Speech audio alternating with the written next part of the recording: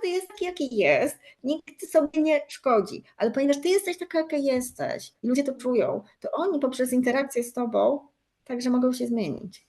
Tak. I O wtedy to w chodzi 100% właśnie. świecisz, bo już wiesz, nie próbujesz tego światła w żaden sposób modyfikować, zakładać filtry, no bo teraz, nie wiem, modny jest niebieski, czy tam jakieś inne, wszyscy świecisz tak jak jest, jak słońce, nie myślisz o tym specjalnie. I ludzie też to czują, a jak nie czują, to drugie dobrze, bo wiesz, to też trochę o to chodzi energetycznie, żeby ludzie się, jak się przyciągają, jest jakaś reakcja, jak nie, no to każdy idzie w swoją stronę i to też jest świetne. Tego półpinisa nie do końca rozumie i Tak. tego się właśnie uczy, że to Aha. też jest okej. Jak Aha. najbardziej jest okej.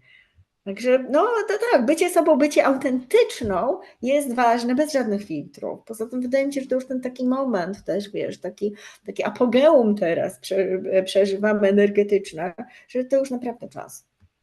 Czas po prostu być tym, czym jesteśmy. Jeszcze jak znasz swój cel, wiesz, po co tu jesteś, to odkrywasz, to tym bardziej. Wtedy możesz go jeszcze lepiej realizować. Bez jakichś takich blokad. W przepływie z Mirą Łużny.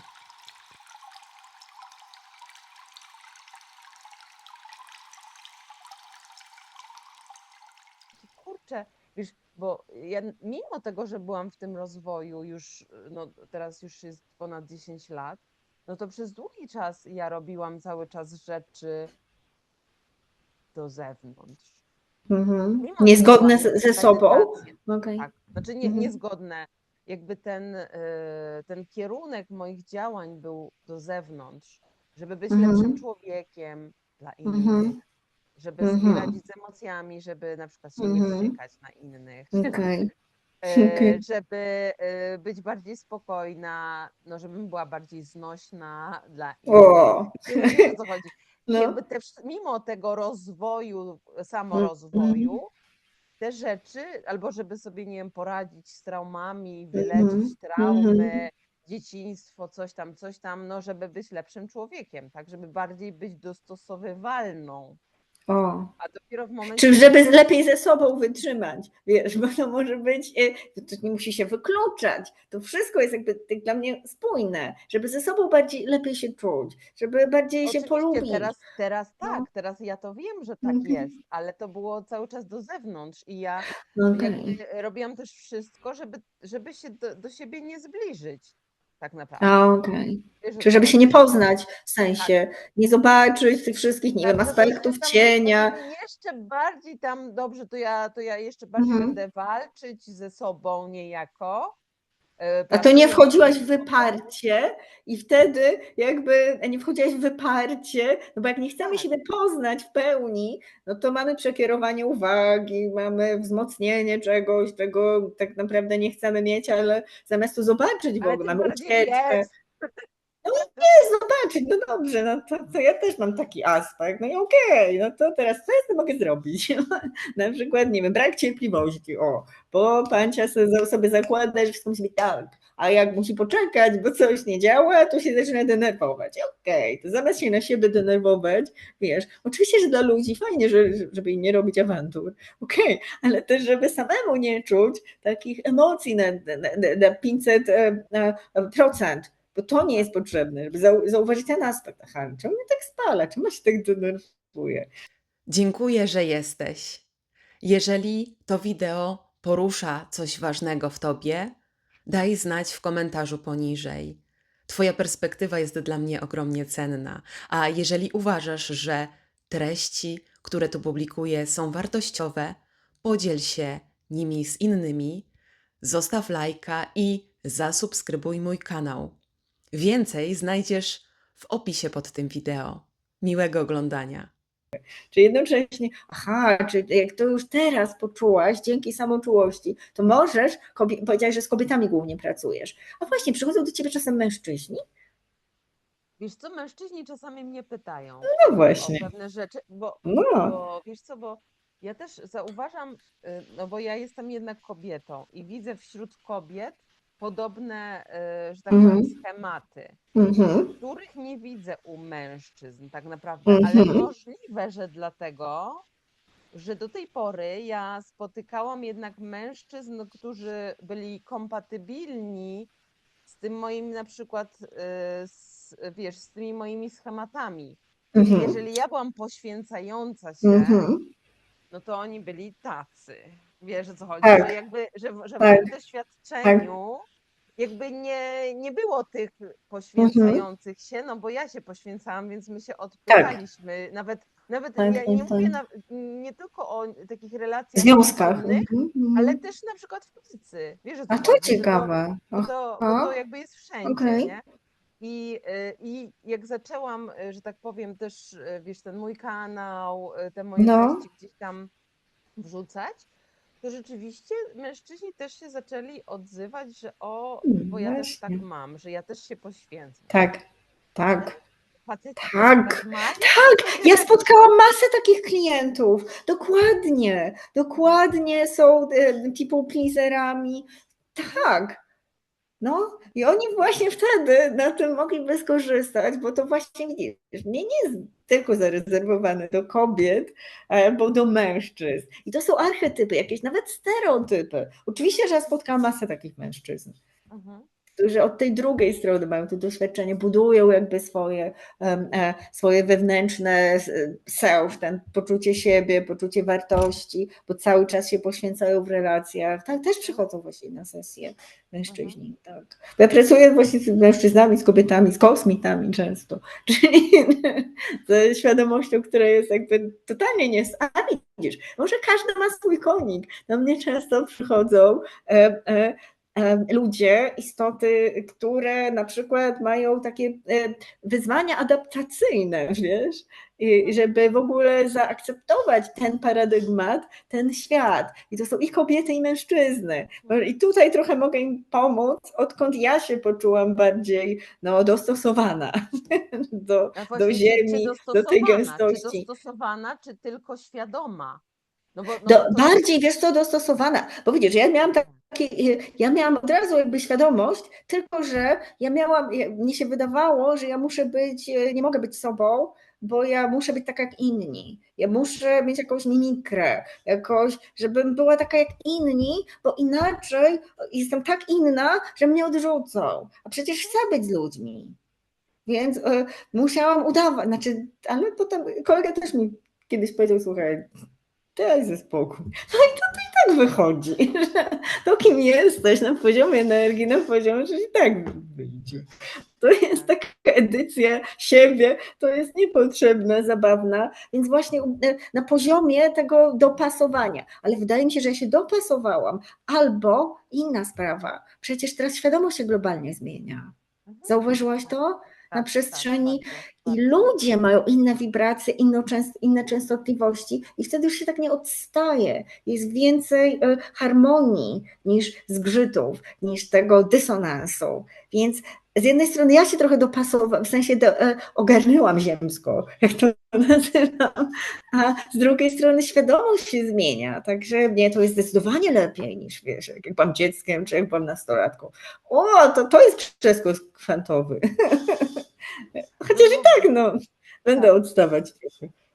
To jest też okej. Właśnie, ale na ile to jest taki motyw, że ty w końcu się pogodziłaś z tym, że jesteś inna i przyjęłaś w pełni tę swoją inność, więc już nie musisz się wewnętrznie bić, że tak powiem, i dopasowywać do innych, nie? Czyli możesz bardziej być sobą de facto. No bez jakichś filtrów, wiesz? I to przyjęcie jakby tym bardziej cię ucieleśniło tutaj, czyli jesteś bardziej kompatybilna w ogóle z tą rzeczywistością dookoła, w sensie kompatybilna, że nie to, że na siłę się dostosowujesz, tylko ja tak mam, ja taka jestem, ale dzięki temu, że ty siebie przyjmujesz, to inni też mogą cię przyjąć. Tak, idealnie, dlatego, że popatrz, że my zawsze jesteśmy jak naczynia połączone, ponieważ ja już jestem bez filtrów, bez jakiejś takiej autocenzury, bez edycji, po prostu mówię jak jest. moim zdaniem. Przejawiam się w sposób otwarty. Jeśli komuś się nie podoba, to no, szanujemy, ale stawiamy granice. O, bo to była dla mnie ważna lekcja. Stawianie granic, wiesz. Naprawdę, tu się dużo nauczyłam. To nigdy tak nie miałam. Natomiast teraz już mam stawianie granic i każdy jest taki, jaki jest. Nikt sobie nie szkodzi. Ale ponieważ ty jesteś taka, jaka jesteś i ludzie to czują, to oni poprzez interakcję z tobą także mogą się zmienić. Tak. I wtedy O to chodzi w właśnie. 100% świecisz, bo już wiesz, nie próbujesz tego światła w żaden sposób modyfikować, zakładać filtry, no bo teraz, nie wiem, modny jest niebieski, czy tam jakieś inne, wszyscy świecisz tak jak jest, jak słońce, nie myślisz o tym specjalnie. I ludzie też to czują, a jak nie czują, to drugie dobrze, bo wiesz, to też trochę o to chodzi energetycznie, żeby ludzie się, jak się przyciągają, jest jakaś reakcja, jak nie, no to każdy idzie w swoją stronę i to też jest świetne. Tego półpincer nie do końca rozumie i Tak. tego się właśnie uczę, że to Aha. też jest okej. Jak najbardziej jest okej. Także no to tak, bycie sobą, bycie autentyczną jest ważne bez żadnych filtrów. Poza tym wydaje mi się, że to już ten taki moment też, wiesz, taki apogeum teraz przeżywamy energetyczne, że to już naprawdę czas.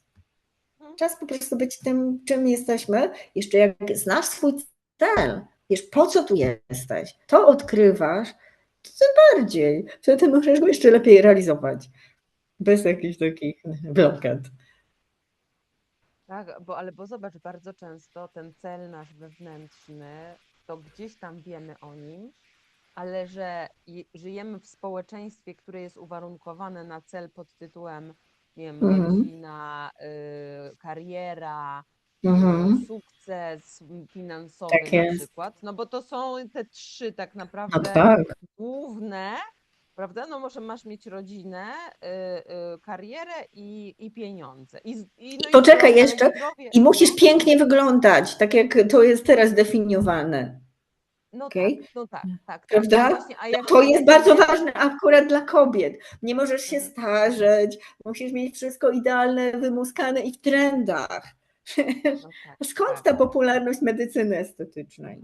Skąd to jakby to zafiksowanie? To akurat widzę częściej u kobiet niż u mężczyzn. Nie powiem, że u mężczyzn w ogóle nie. Żeby być pięknym, nieśmiertelnym i jeszcze idealnie wyglądającym. W kanonach, w trendach.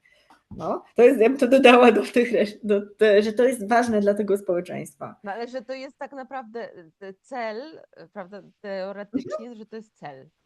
Tak. To nie jest Sam cel w sobie. naszego życia tutaj. Chociaż może dla kogoś jest, bo znaczy w sensie dla kogoś, dla jego persony, dla jego ego, pewnie tak, z tej ziemskiej perspektywy. Dla jego duszy, no nie. Nawet postrzegane jako lekcja, bo rzeczywiście może przychodzimy, żeby uświadomić sobie, jakie ograniczenia na siebie nakładamy. To dalej w perspektywie, no nie. To nie jest cel sam w sobie. No nie. No ale okej. No to powiedzmy, że my znamy swój cel, prawda? Wiemy, jak do niego dążyć. Czy co konkretnie robić, czy właśnie jakiego działania zaniechać. Czyli na przykład, żeby nie udawać, nie wiem, żeby nie próbować się na siłę dostosować do czyichś oczekiwań. To też jest sposób realizacji swojego celu. I co dalej? Proszę pani, co dalej? Ja jeszcze dodaję, wiesz co, żeby nam to było fajnie. Tak, żeby nam było tutaj tym wszystkim, przyjemnie. Prawda? Żeby był ten fan, żeby była ta ciekawość doświadczenia. Poza tym, że to ma sens, że to służy nam, służy innym, bo wiesz, mnie to się nie wyklucza. Czy nigdy mi się nie wykluczało, wiesz? Czasami ludzie mają takie, że nie wiem, może to społeczeństwo, może to jakieś nasza nieświadomość, nasza ignorancja każe nam jakby wybierać, ja albo reszta świata. A ja zawsze miałam, no ale to mi się nie wyklucza, bo dlaczego ja nie mogę, dlaczego wszystkim nie, w sensie dlaczego nie może tak być, że mnie i innym jest dobrze, na ile ja mam wpływ, wiesz? Dlaczego ja mam wybierać, jak to jest jedność na poziomie źródła? A może tak być, żebym ja miała fan, robiła to, co tu robię i jeszcze, żeby ludzie też w swoim otoczeniu mieli z tego i korzyść, i pożytek, i przyjemność. O ile na to w ramach wolnej woli, o ile chcą, o ile No właśnie, no właśnie. Bez Ja bardzo uszczęśliwiania na często się, siłę. tak, tak, ja bardzo często się spotykam właśnie z kobietami, Mm. które są w tym momencie tego lęku, Mhm. tego, no właśnie, że jeżeli ja teraz się zacznę zajmować sobą, Mm. to ja przestanę się zajmować innymi, tak? Że co Mhm. ja mam po prostu, nie wiem, Okej. e, no, że jest ten Albo, moment, albo, wiem, jest tak, taki że to jest ten moment, w którym właśnie wybór, albo ja, albo oni. zero-jedynkowa. Tak, Mhm. tak, no bo I co zobacz, im to nasze mówisz? ego, ono No, nam to też robi, tak? tak, Takie tak. przekonanie, że i wiesz, i to takie uwarunkowanie też tego przekonania społecznego o tych egoistach, O nie? tak, Że tak. właśnie, że ja nie chcę, bo ta poświęcaczka, prawda, nasza wewnętrzna, Mhm. oczywiście dla niej ten egoista to jest ten drugi biegun, ale jeżeli ja widzę tylko to albo tamto, no to ja nie wiem, że jest środek. Wiesz, o co Mhm. chodzi, że to, Tak. że to, że to widzę, albo dobrze, to skoro ja teraz się zajmę i często też tak bywa, że Mhm. pewne skrajności Padają. Mhm. Mhm. wpadają, no bo to jest też, ja uważam, że to też jest czasami potrzebne. W sensie ja jestem też Mhm. człowiekiem, który doświadcza życia i ja doświadczałam życia na mega skrajnościach, tak? Ja miałam Mhm. albo wiesz 100, Tak. albo po prostu Mhm. 0, tak? Wiesz o co chodzi, że tutaj, Mhm. Tak, tak, ale tak. ale dla mnie to było tak, że dobra, skoro ja już jestem tutaj na 100, to ja jakby muszę doświadczyć 0, czy tam Mhm. tej drugiej skrajności czarne-białe, żeby w Mhm. ogóle uświadomić sobie, gdzie jest ten środek. Tak. I w momencie, kiedy ja doświadczę i tego, to mam takie, aha, dobra, to jest to. To ja mogę Mhm. gdzieś w związku z tym, bo mam punkty odniesienia, Tak.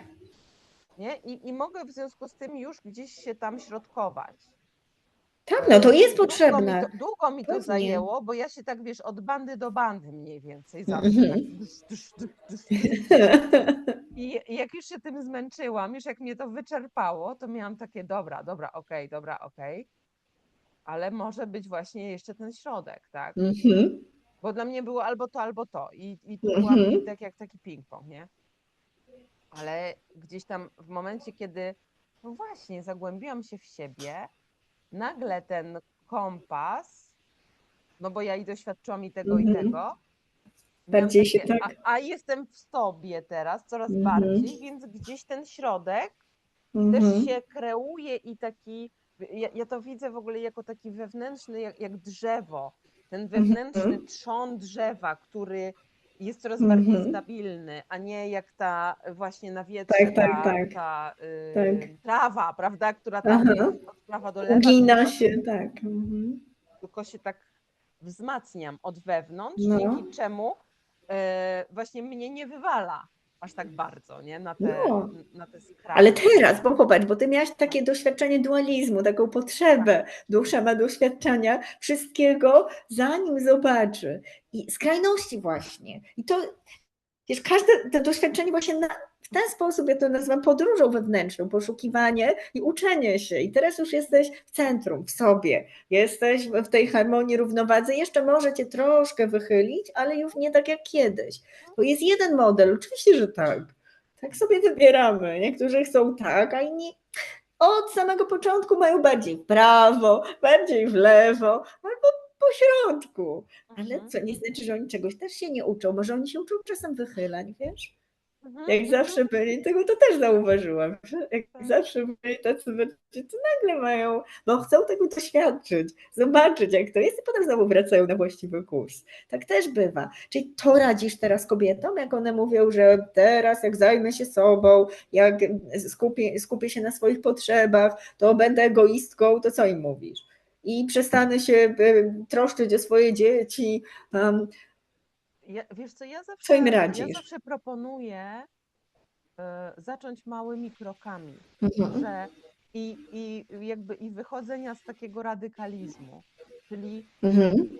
nałóż sobie, bo dla mnie też taka codzienna praktyka, jakby ten, wiesz, ten małą łyżeczką Tak. No, to życie się składa z codzienności.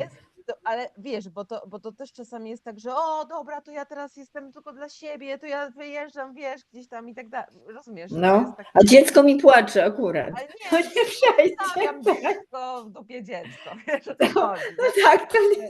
Tak, a tutaj chodzi o taką też systematyczność, bo zobacz, co się też dzieje w tym naszym świecie rozwojowym, że to też jest na mega skrajnościach, nie? Że jest, wiesz, tutaj miłość, jesteśmy na festiwalu czy na warsztatach i jest po prostu wow, a potem wracam do rzeczywistości swojej i jest tam kompletnie zupełnie inaczej znowu nagle, nie?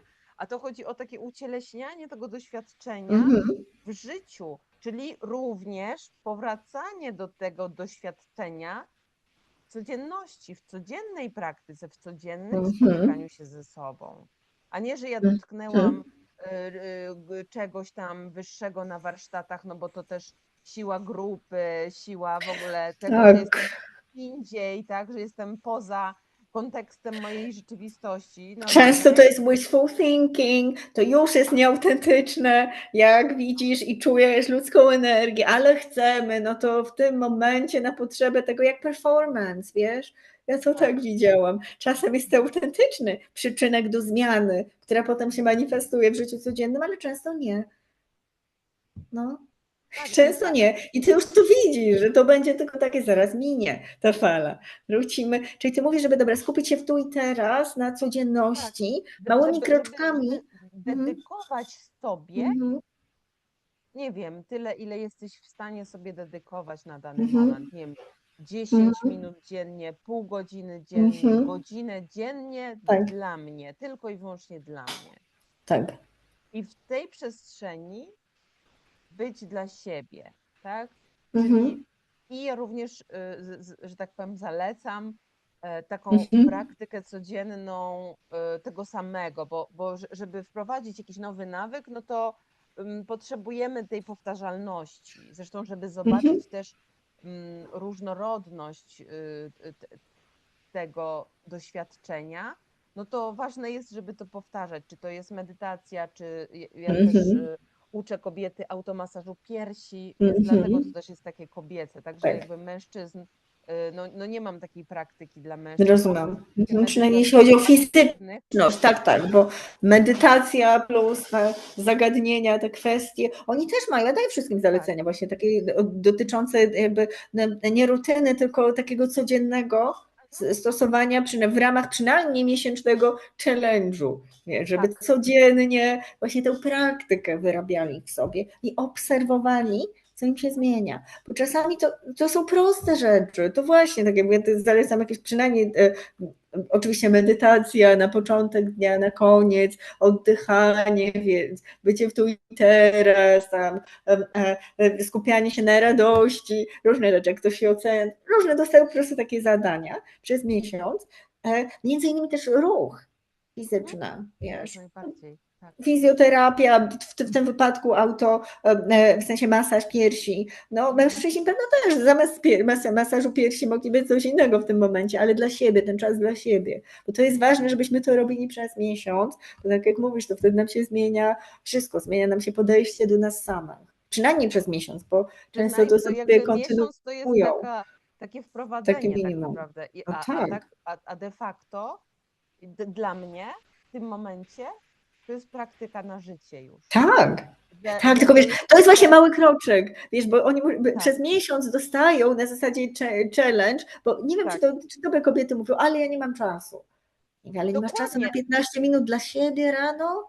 To znaczy, i chcesz sobie pomóc. Aha, to moim zdaniem nie, z całym szacunkiem nie, bo jakbyś naprawdę chciała, to 15 minut, nawet jak świat poczeka, 15 minut sobie jesteśmy w stanie oferować. Ale no to zaczynamy od miesiąca, bo po miesiącu, jeżeli naprawdę ktoś to robi, to obserwuje zmiany. To jest ten pierwszy kroczek. Takie wiesz, baby step. A jak już widzi zmiany, to następuje takie pozytywne wzmocnienie i jakby im powiedzieć, jakby mnie ktoś powiedzieć, teraz będziesz to robić do końca życia. Nie będę, absolutnie, no chyba ty. ty to jesteś taki zaawansowany jogin, ja nie będę, ja tu nie mam czasu, ja to mam biznes, rodzinę na karku. Ale jak widzą, że to naprawdę jest niedużo, te 15 minut, nie wiem, medytacji, spaceru, świadomego oddychania, to i widzą efekty, wiesz. Inna sprawa, jak czasem nie widzą, to wtedy się uczą cierpliwości i takiego naprawdę zaufania. No też tak może być, że po miesiącu nie zobaczą efektów. No i super. I wtedy te kobiety to zaczynają wdrażać, nie czują żadnego wyrzutu winy z powodu poświęcanej sobie czasu, przestrzeni, środków i zasobów. I tak się zaczyna ich przemiana. Mają kontakt ze sobą fizyczny. Dokładnie. Wiesz, ja też na przykład proponuję bardzo często świadomy po prostu prysznic. Czyli nie marnujesz czasu, prawda, marnujesz w cudzysłowie dla siebie, na siebie, dodatkowego czasu, że nie wiem, siedzisz godzinę zamknięta w pokoju, tylko robisz to, co robisz codziennie, czyli prysznic, myjesz zęby, czeszesz włosy, tylko bądź w tym, tak? Czyli podziękuj też swojemu ciału. Ja czasami do tego zachęcam. Podziękuj właśnie swoim stopom, pobalsamuj je, czy włosom, czy zębom, czy twarzy, tak? Jak sobie kremujesz, a nie na zasadzie, że ja kremuję i już tutaj myślę, co ja mam zrobić, gdzie mam iść, co to było i tak dalej, że jakby też to skupianie uwagi na sobie. Po prostu skupianie uwagi na sobie. Okej. Zwłaszcza jeśli się miało taki deficyt uwagi, bo wtedy, wtedy, a jednocześnie ja na przykład mówię ludziom, ty naprawdę ci się wydaje, że jak całe życie opiekowałeś się innymi, nagle dostaniesz, pójdziesz w drugą stronę i dziecko ci będzie płakać, nie wiem, kot głodny będzie miauczeć, a ty nic nie nakarmisz, bo będziesz się skupiać na sobie. Akurat, no to nie. I wtedy ludzie, dlaczego to się wyklucza? Ja mogę jednocześnie siebie nakarmić i kota. Mnie to się w ogóle nie wyklucza. Dlaczego ktoś ma być głodny? Nie ma być i nie będzie. Przecież jak jesteś szczęśliwy, to myślisz jednocześnie o wszystkim wkoło. To nigdy tego nie czułam jako wybór, wiesz? Ale może masz rację, że to na pewno, że to są te takie wzorce i też społeczne, że albo ja plus to ego, plus to, że jesteś skupiona na sobie, ty egoistko, ty. Masz być, nie wiem, matką Polką, doskonałą żoną, czy cokolwiek. Dobrym takim też, że tak powiem, dobrą zachętą do takiego wejścia w czuły kontakt ze sobą jest to, że jeżeli ja będę nakarmiona, tak, w sensie zaopiekowana, to ja lepiej się będę w stanie opiekować innymi. No pewnie, będę bardziej szczęśliwa. Tak jak z maseczką. Często daję ten przykład, że najpierw się zakłada sobie maseczkę, a potem dziecku w samolocie.